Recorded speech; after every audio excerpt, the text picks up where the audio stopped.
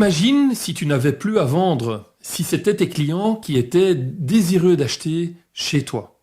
Cela peut sembler paradoxal, mais c'est précisément ce qu'est la vente. En réalité, vendre, c'est comme acheter à l'envers.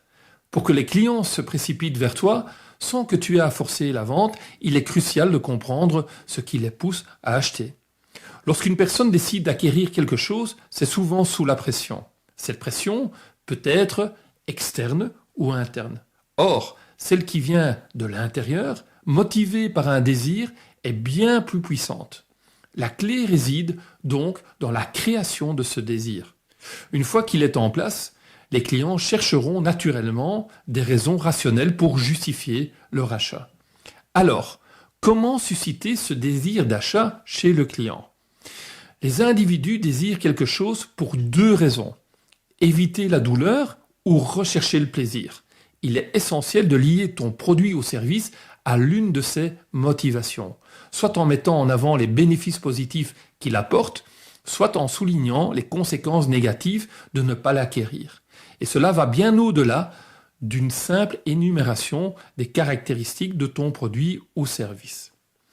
Prenons l'exemple d'une personne en surpoids. Tant que la situation ne lui cause pas de gêne physique majeure, qu'elle ne subit pas de pression extérieure et que sa santé n'est pas encore affectée, la douleur n'est pas suffisamment intense pour déclencher un achat.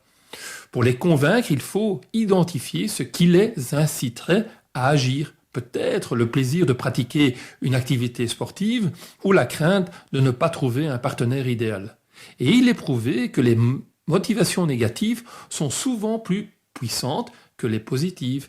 Pense par exemple à la différence entre gagner ou perdre 100 €.